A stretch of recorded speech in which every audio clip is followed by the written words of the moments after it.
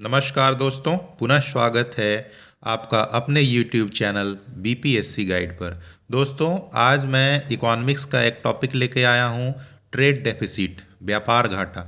Paper में आप देखते होंगे भारत का व्यापार घाटा इतना हो गया है, चाइना के साथ व्यापार घाटा इतना है, अमेरिका के साथ इतना है। तो इसी के संबंध में ये टॉपिक मैं आपके लेकर आया हूँ ताकि आपका जो कॉन्सेप्ट है क्लियर हो जाए। दोस्तों, वीडियो शुरू करने से पहले वीडियो अच्छी लगे तो लाइक करें, दोस्तों के साथ शेयर करें और हमारे चैनल को ज़रूर सब्सक्राइब करें ताकि इस तरह के वीडियो आप तक आसानी से पहुंच सके। आइए शुरू करते हैं। ट्रेड डेफिसिट का सबसे पहले डेफिनेशन जान लेते हैं। व्यापार घाटा क्या होता है? A situation in which the value of goods a country imports is greater than the value of goods it exports.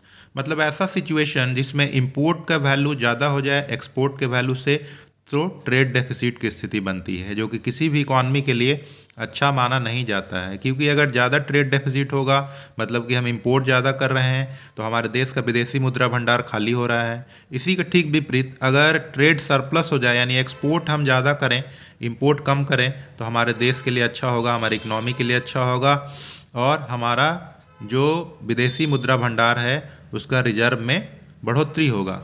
अभी करेंट इनपुट्स है कि अगर हमारे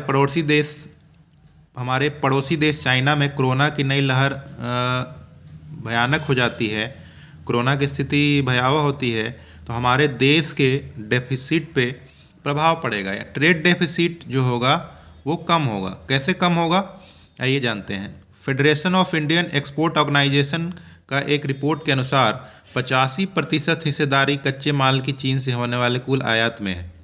मतलब चीन जो है हमारे देश में उत्पादन होने वाले इंडस्ट्री के लिए 85% तक कच्चा माल चीन से आता है। जैसे केमिकल्स और फार्मा संबंधित उत्पादन से जुड़े कच्चे माल के लिए भारत काफ़ी हद तक चीन पर निर्भर है। इसके साथ इलेक्ट्रॉनिक्स, इलेक्ट्रिकल्स आदि सामान के लिए भी कच्चे माल चाइना से आते हैं। तो ऐसे में अगर कोरोना महामारी वहाँ भयावह होती है तो चीन से जो है इंपोर्ट कम हो जाएगा। इसमें इस तरह से ट्रेड डेफिसिट तो कम होगा, लेकिन हमारे देश में जो कच्चा माल है उसकी आपूर्ति कम होगी। आपूर्ति कम होगी तो यहाँ उत्पादन कम होगा, उत्पादन कम होगा तो सप्लाई कम हो जाएगा और डिमांड ज़्यादा रहेगा सप्लाई के अकॉर्डिंग, तो महंगाई पे भी असर पड़ेगा। तो ऐसा होना नहीं चाहिए। ट्रेड डेफिसिट भले ही बढ़ा रहे लेकिन हमारे देश में उत्पादन भी बढ़ता रहे और सप्लाई चेन बाधित ना हो।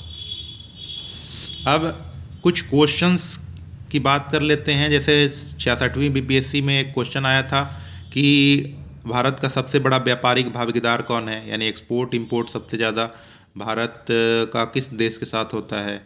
तो 2020-21 में चाइना सबसे ज़्यादा व्यापारिक भागीदार वाला देश था। मतलब सबसे बड़ा व्यापारिक भागीदार वाला देश भारत के लिए चीन था 20-21 में। अभी 21-22 के डेटा के अनुसार, क्योंकि अभी 22-23 का फाइनेंशियल ईयर बीता नहीं है, तो लेटेस्ट डेटा 21-22 के अनुसार यूएसए यानी अमेरिका 119.42 अरब डॉलर के साथ सबसे बड़ा व्यापारिक भागीदार है। फिर से मैं इस डेटा को दोहरा दूं, अभी जो है सबसे पहला स्थान यूएस का है, यानी यूएस भारत का सबसे बड़ा व्यापारिक भागीदार है और दूसरा स्थान चीन का है। 2020-21 में सबसे बड़ा व्यापारिक भागीदार चाइना था और 21-22 में अभी जो है यूएस सबसे बड़ा व्यापारिक भागीदार है और चीन का दूसरा स्थान है। तो व्यापार घाटा आज आपने समझा। कुछ और अलग टॉपिक के साथ मैं अगले वीडियो में उपस्थित होऊंगा आपके समक्ष। तब तक के लिए धन्यवाद। जय हिंद।